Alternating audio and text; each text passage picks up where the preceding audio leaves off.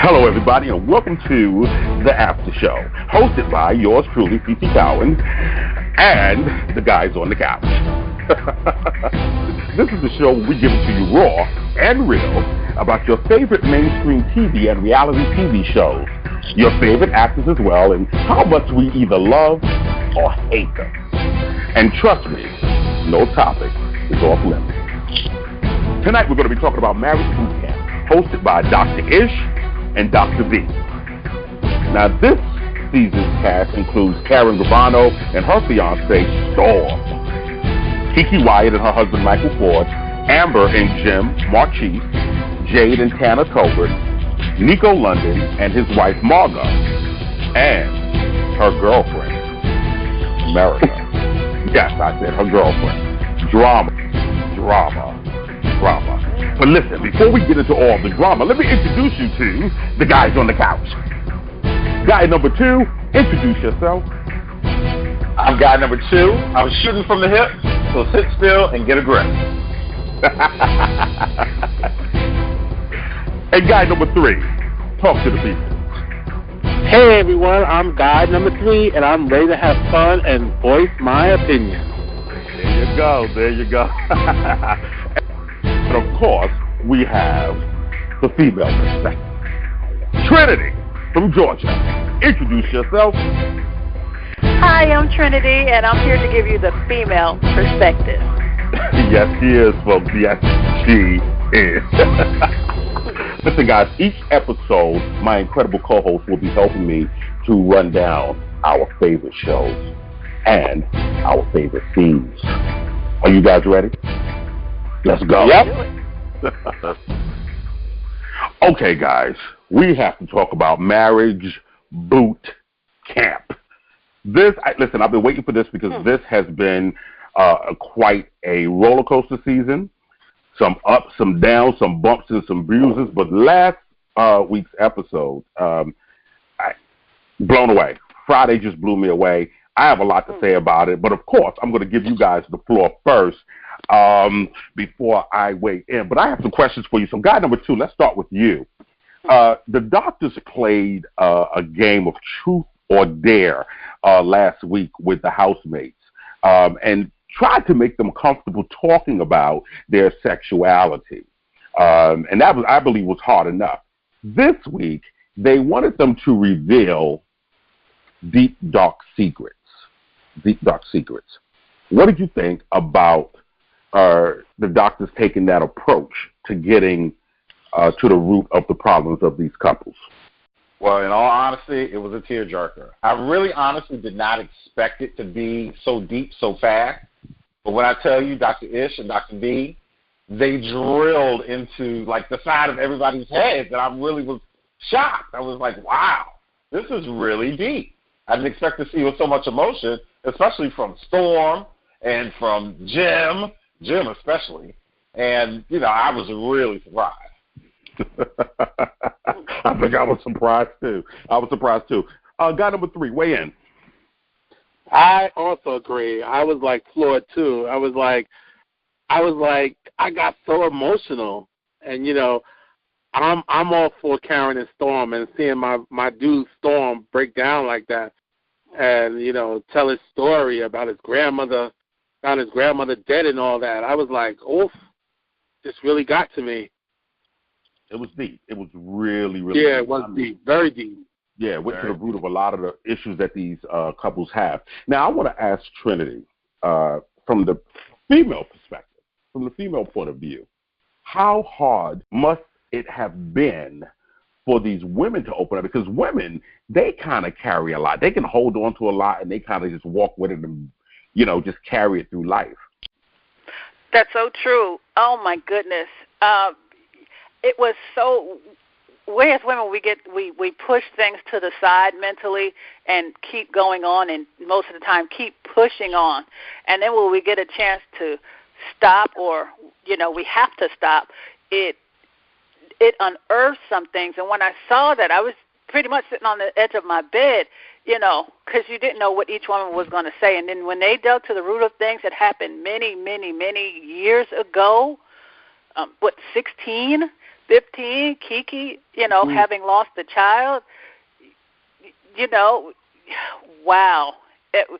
It was power-packed. It was powerful. But I like also the way the doctors handled it. They handled everybody with kid gloves.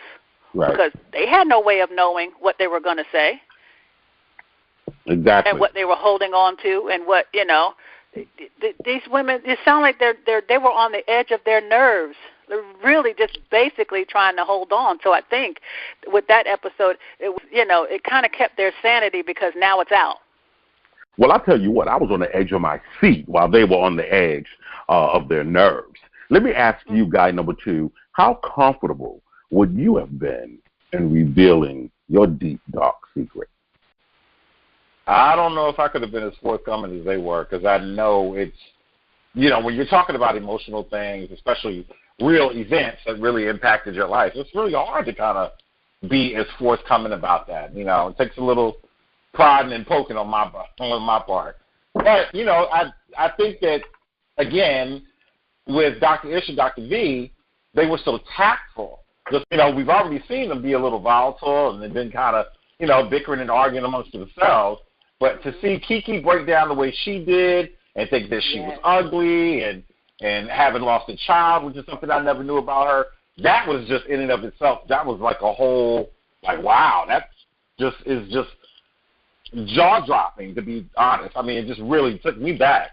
And one of the other surprising things was I didn't realize that Jade, who really has not shown a whole lot of emotion since she's been on the show, was as damaged as she was. And then to see Tanner, that's like a whole other subject.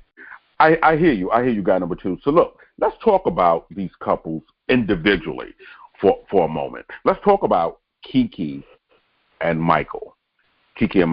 Guy number 3, talk to me about what you picked up or what you noticed about the relationship that you perhaps did not notice before this exercise was performed on the show.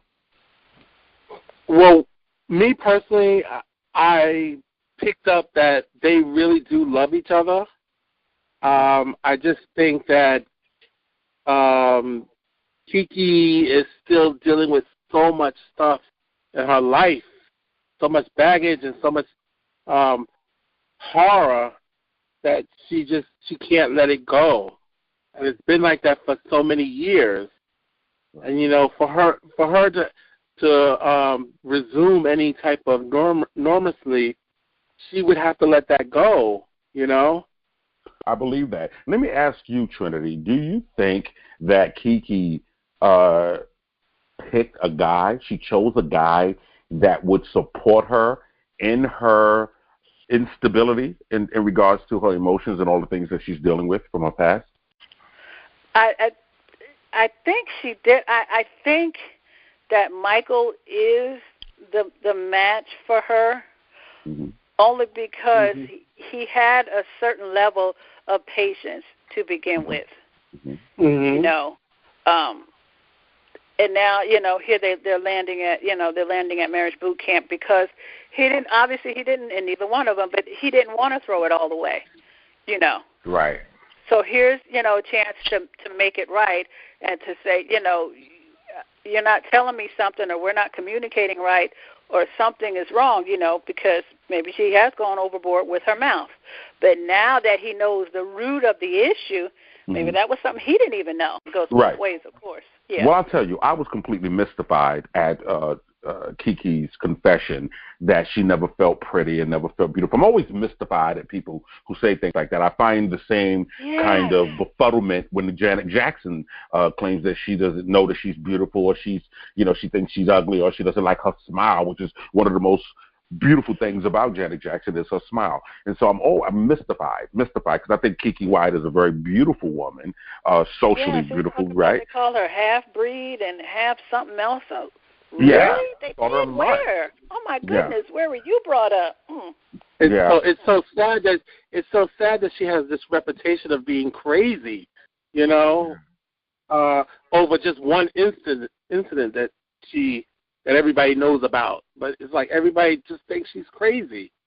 Well, there's a lot of people that come across as crazy or could have been looked upon as crazy on the show. So let's talk about another couple. Let's talk about Karen Gravano, who I love, and her fiance, Storm, who, in my opinion, I kind of was like, okay, this guy's a little crazy because he was flipping out on the first few episodes. So guy number 2, let's talk about Karen and Storm and about their big reveal, if you will. Did your jaw just hit the floor when Karen revealed that her uncle had gone missing? Oh, my God, when they found the hand. I was like, that is just, you always hear these mob stories and, we've seen, The Godfather and all these other things. But it's just like, wait a minute, this really happened to her. Like, this is not a joke. This is a real thing in her life. Yeah. And you could see that it was very impactful to her. I mean, that's literally, her lasting impression of her uncle. To find somebody's hand, that was a bit much. But to go on to relate her to Storm, I know that she loves him. I mean, it's undoubted at this point from my opinion. I just think that she sees another side of him that we just have yet to see.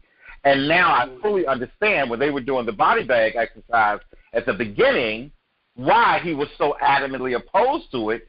And because to find your grandmother dead in her house at 12, that in and of itself is just, come on. What 12-year-old could, in a clear mind, function after that moment?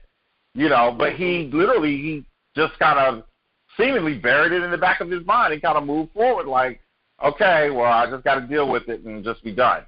Right. So now, look, guy number 3, I want you to tell me, okay, I'm going to put you on the spot here a little bit. Now, you're dating a woman, and you find out her deep, dark secret is that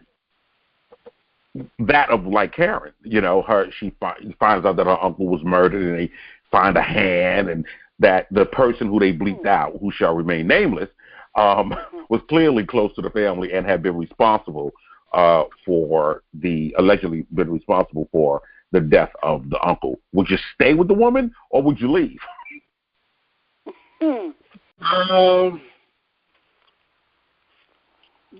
It would be hard because are you talking about Storm?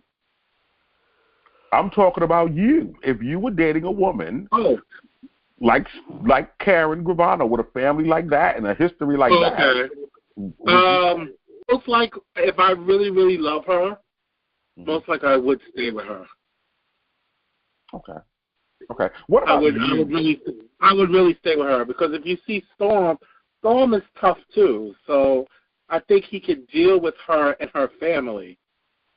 Okay. I believe I would definitely stay with her.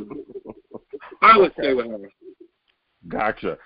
Trinity, why don't you weigh in on that? Would you stay with a man if you found out that, somewhere along his family tree people were gone missing and hands were cut off and people that were close to the family were linked to the missing bodies and the hands showing up in puzzle pieces and, in boxes of Monopoly and stuff? Would you stay? It's a catch-22. And it's a catch-20. Wherever I go on the planet, you can find me. So, I don't know, unless I'm walking myself down under 6 feet deep. I'm poking fun at it. But as long as he didn't hurt me, I would stay. We're at Marriage Bootcamp to try to get this stuff together. And, if he were going to go that route, then I would have been done away some time ago. So, let's just stick with this and, make the best of it. Okay. You guys are great. You guys are great people and really warm and really understanding and really liberal about things. But I know good and well there's another story. Because I know, look, you'll meet somebody, Trinity, you'll meet someone, guy number 3, you'll meet someone, guy number 2, and if they sneeze wrong while you're talking to the phone, it's like, he done got on my nerves, she done got on my nerve, I'm out. So I know if you found, they told you that we just found my uncle's hand in a box, you wouldn't stay. I certainly wouldn't. I would well, wave at him for me, please, because I'm out. Okay, look. I want to move on to someone that really ruffled my feathers in the last episode, and that is the couple of Tanner and Jay. Tanner and Jade. Because while everybody were giving their big reveals, right? And I will commend Jade because she gave a devastating reveal. But Tanner decided, I don't have any issues. My life was perfect. Squeaky clean. My daddy was Mr. Clean. And my mama was Pine Sol. Like, what do you mean? What are you talking about? You don't have any issues. So I have a big issue with Tanner claiming he didn't have any issues. So I want guy number 2 to weigh in on the Tanner and Jade issue again, because I know you alluded to some things earlier. Oh, yeah, definitely. I alluded to the fact that Tanner's a jerk, and that's no illusion. So let's be clear here. I think Tanner really needs his ass beat. I mean, I probably shouldn't have said that, but seriously, I mean, because, you know, you don't sit on this show and you've got all these other couples literally confessing to all of these things. I mean, even, you know, Storm. I mean, come on. And then you're going to sit there and act like, oh, well, no, it's no big deal. And, yeah, if you just want me to wear the chains, I'll wear the chains. And he saunters off like he's getting ready to go to a carnival. And I'm like, okay, your wife is literally standing down here telling you things about her mother. Oh, but this was the icing on the cake for me. When he turned to her and said, yeah, well, your mother's not that great either, I was like, well, buddy, you're going to have to live that down with that mother-in-law for the rest of your life because you will never, ever live that down. Everyone in the world has seen that comment, and you will never be able to live that down. That was straight nasty, and I think he's a jerk.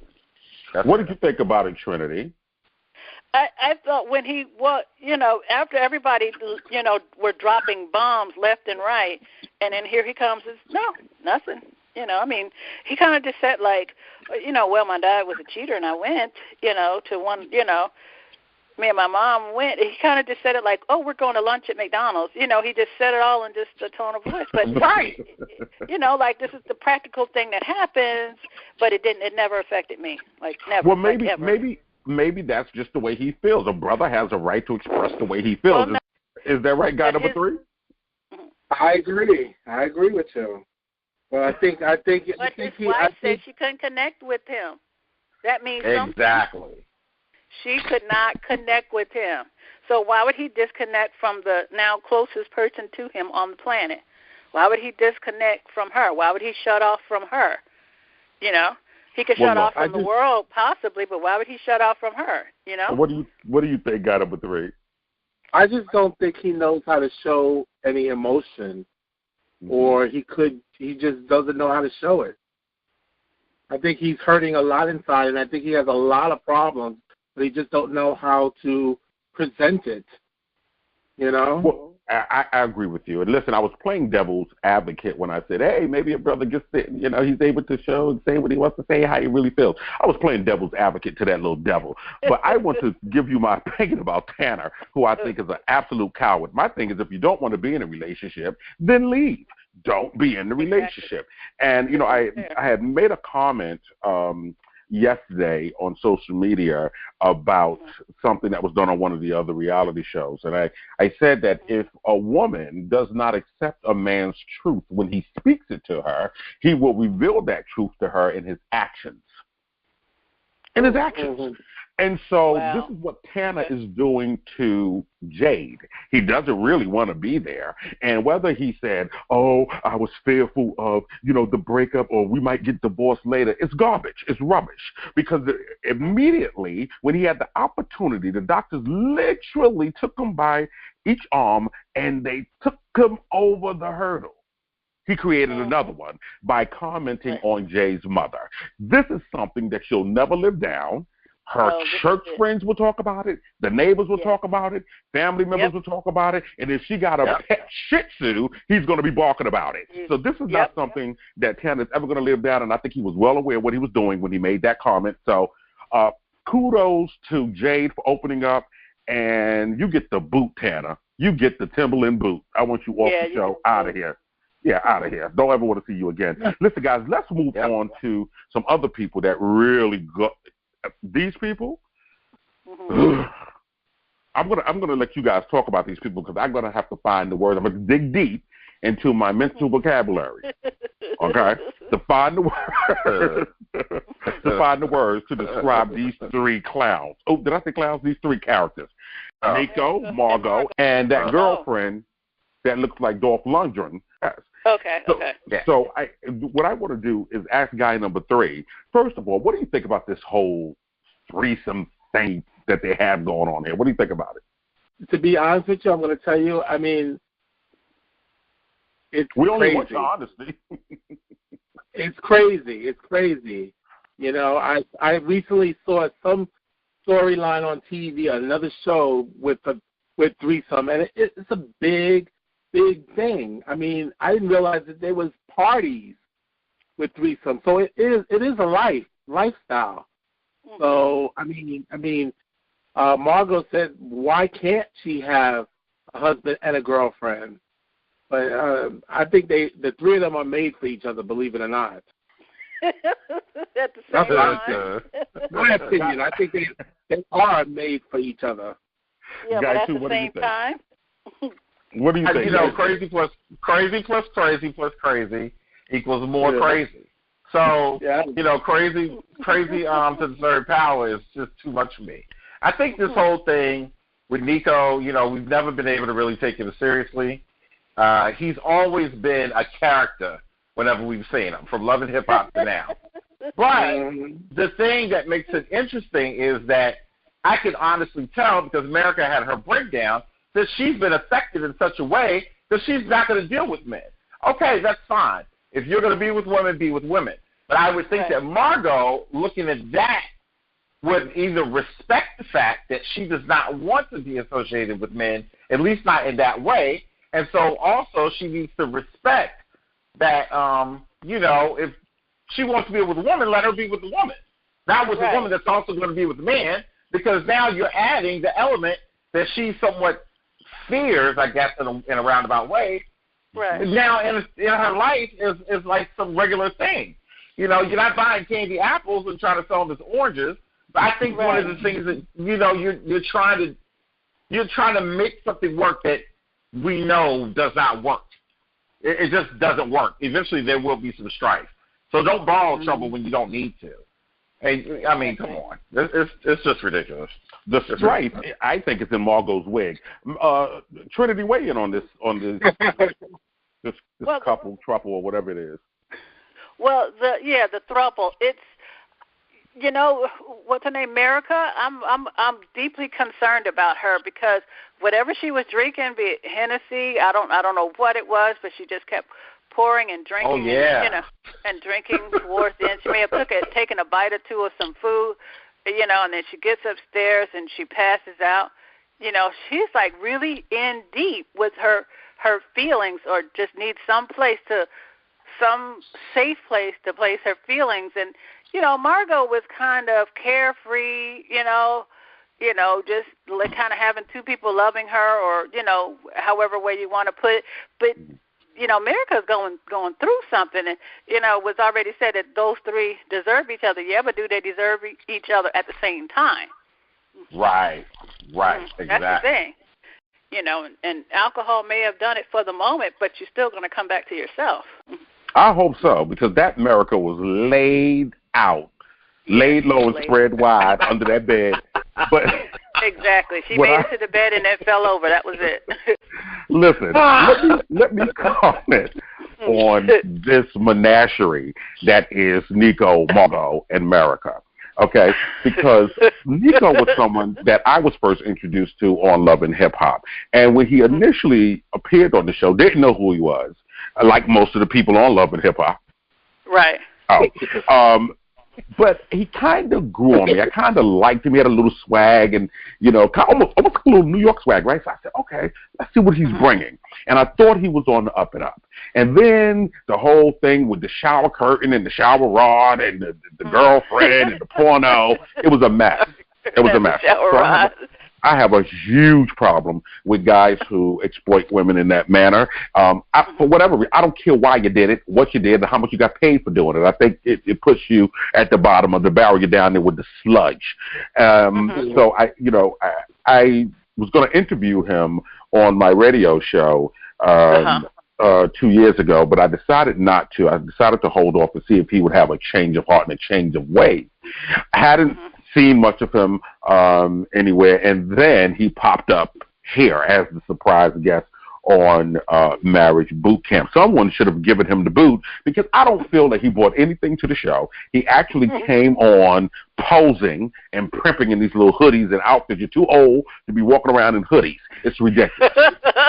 It's ridiculous. You're too old. He has, and listen, I don't dislike the man. I dislike his presentation.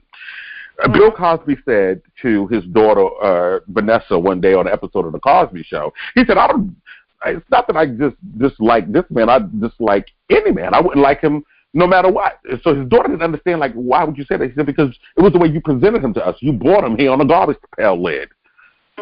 And that's exactly how Nico is presenting himself to us. Every time I see him, he's on a garbage pail lid. And now you have this thing that looks like she's walking around wearing the bad end of a mop. Your wife running around here playing co-host to your game. It's ridiculous. She's ridiculous, and she's very nasty. She used that forked tongue of hers to try to attack Kiki Wyatt. And listen, it's okay if we all have our opinions about people, because clearly we're here stating our opinions. But to try to chop down this woman's legacy with her music and her history and her talent, and the fact that she even went so deep as to try to cut her for being a mother. Go home with your 7 or 8 kids. Since when has having babies been a problem? When has that have been a curse or something to score on somebody for because they have children? And especially coming from another woman. Yeah. Who's dating a woman. And I forgot all about that, too. Oh, wow. Yeah. Very sad. And my last comment, it was a mess. And my last comment about these three is about that America. I don't know much about America, and I wanted to try to find something nice to say about America. Well, I will say this. Her presentation, her physical presentation, she looks okay. I don't know what, I don't understand the whole, I'm a woman trying to be a man, trying to look like a man, trying to date a woman. I don't understand what they're doing. But maybe it's not for me to understand. That's not why I'm not attacking it. I just don't understand it. What I do have a problem with is someone who has the self-esteem of a flea, clearly, trying to date a tick. Trying to date a tick. You have the self-esteem of a flea, and you over here trying to date this tick who's married to a lech. I don't get it. It's a mess. She needs to get out of it. What's his name? Nico. I really hope, for his sake, since he's approaching 60, that he would literally try to sit down and find a new way to present himself. I think he's talented. I think he can rap. I think some of his clothes, he dresses nice. There's a way to put that together and package it and market it differently. This is a mess. Right. And I think they were on here for checks. Yeah, I think they were on here for checks. Absolutely. And absolutely. Yeah. And truth be told, Margot, if you're listening, and I know you will be listening, Kiki Wyatt could cut you a couple of checks. Okay.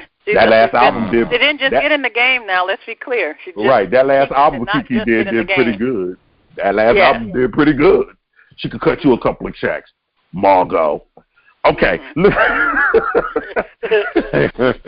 guys, we are going to spend the next few minutes talking about these incredible doctors and their approach to getting these very alpha male, alpha female characters, people, to open up.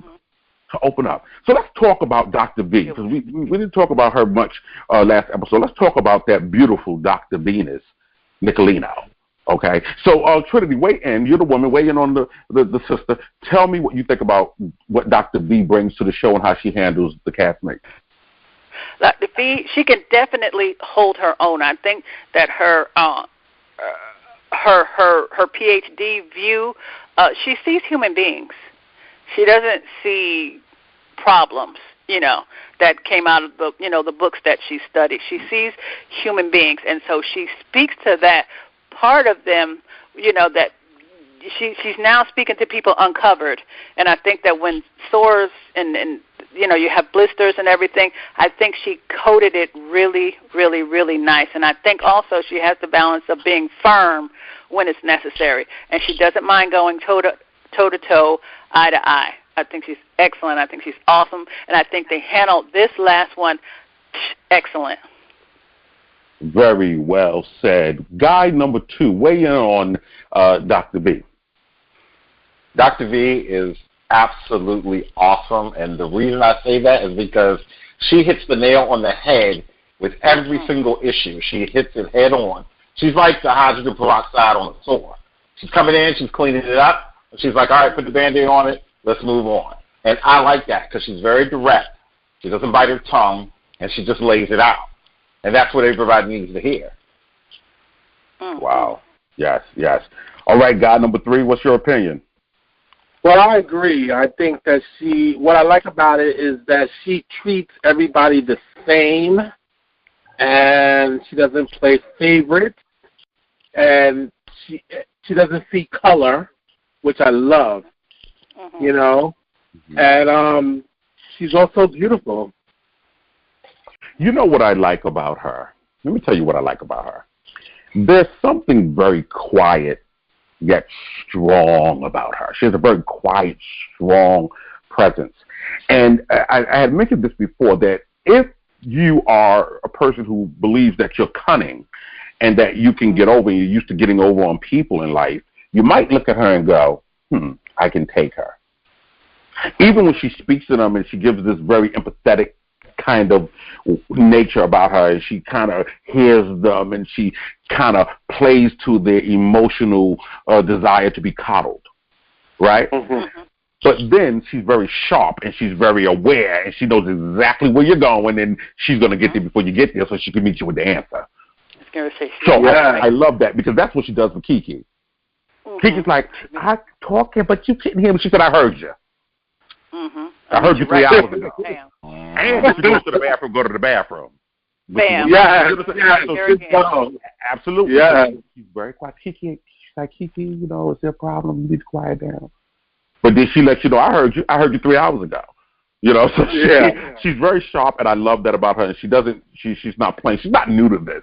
She's not new, and she lets you know immediately that she's not new to this. And I wanted to remind you guys that she was on episode of The Real Housewives of New Jersey. I don't know if you guys remember where the episode when Teresa, the Giudices, and the Gorgers had gone away to a lodge, and with Jacqueline. Oh, Jack in the Box. Yeah, Jacqueline. Right. They had gone away with Jack in the Box and her family, and there was a big fight. And what happened was, before the fight took place, they had called in a doctor, a psychiatrist, to come and try to help them mend fences. And Dr. V was that psychiatrist that came and tried to help. Well, it was a big brawl after she left. It was a brawl and a half. That was when the two Joes got into a fight. It was incredible. But that's a whole other story. But I just wanted to remind you guys that she knows very well how to deal with tough personalities and big personalities, and she's no softy. So I love her being added to this show. Let's talk about my guy, Dr. Ish. That's my guy. That's my buddy. I love that guy. So Trinity, weigh in on Dr. Ish and tell me what you think about what he brought to this particular episode with the exercises.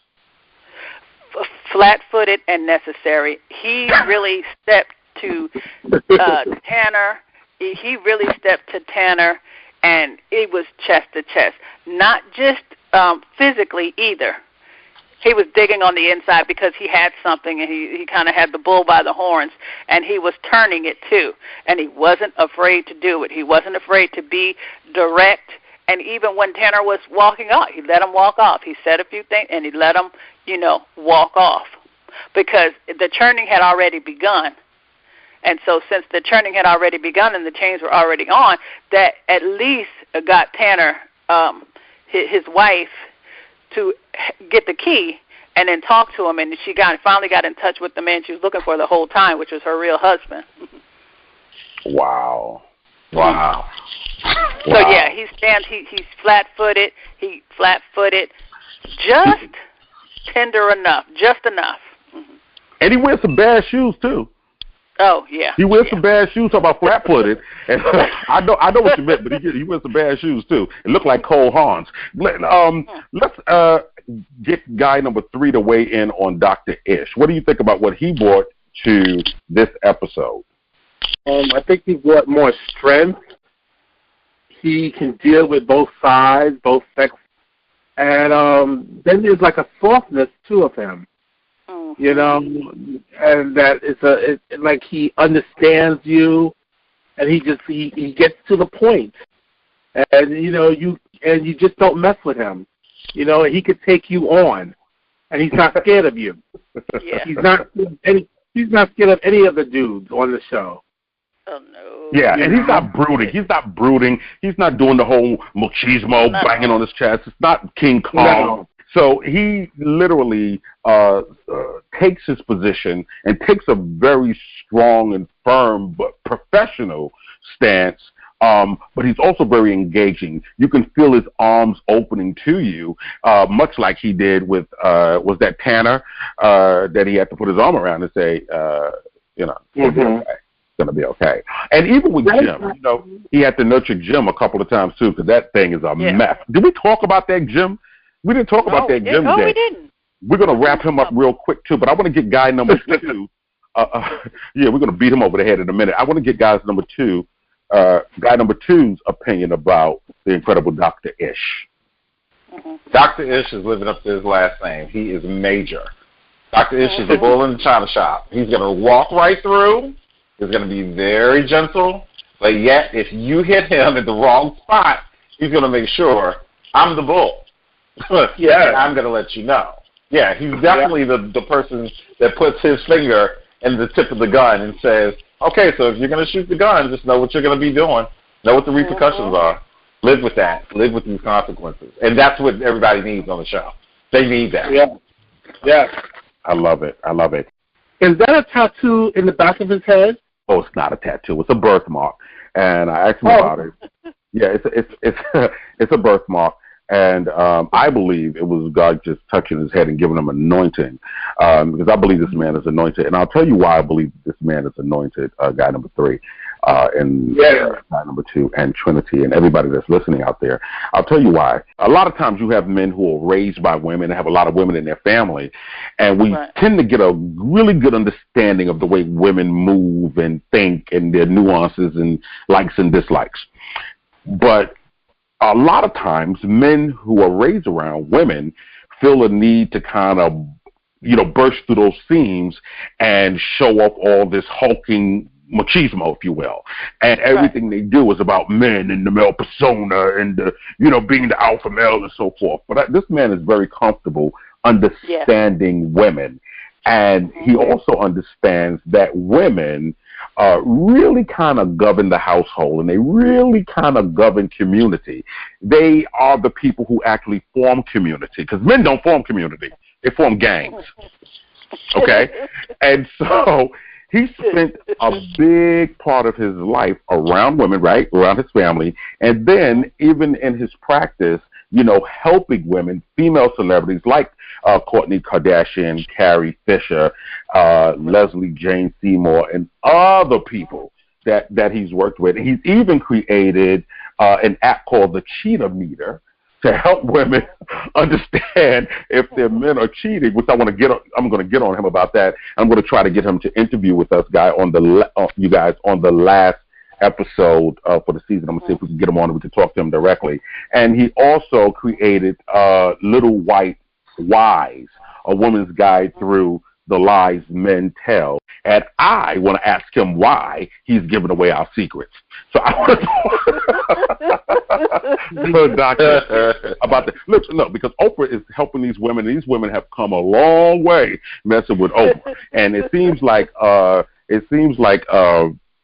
Ayala is towing up the line. So we don't need him, giving away our secrets. He needs to write a book that talks about why women tell little whys and lies and all those things, and bake them into apple pies. But anyway, I love Dr. Ish. I think he's incredible. He has a quiet calm as well.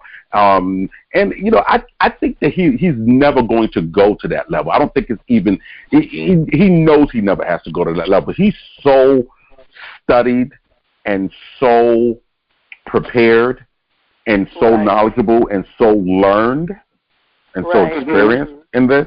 He never has to even go. He never has to show you that I can take you, because I'm taking you in your mind. So I love that about Dr. Ish.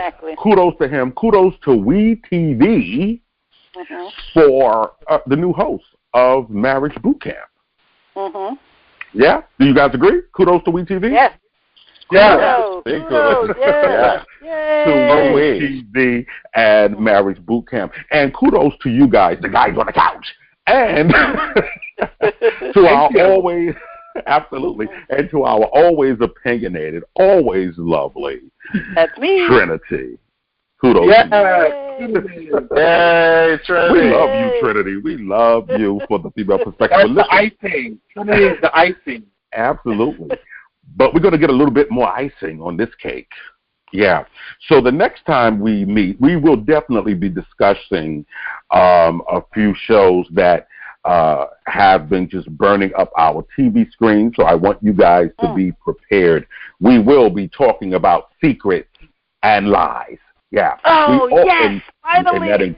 That incredible Mike Healy. We also will be talking about last week's episode of The Real Housewives of Atlanta. Did you guys see, very quickly, did you guys see goodness, what? Candy's baby's daddy's girlfriend? Oh, my God. How could you share the camera time with them? Oh, my goodness, that was definitely on the side.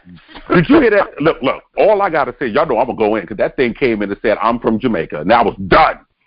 That was it for me. I was like, I'm going to get you. When I heard that, I was like, oh, this is not going to go well. There we go. Oh, yeah. It's not going to go well. And it's not going to go well for weeks, because I'm going to get her. Okay. Yeah, so you guys make sure you stick around, because we'll be back with more of The After Show.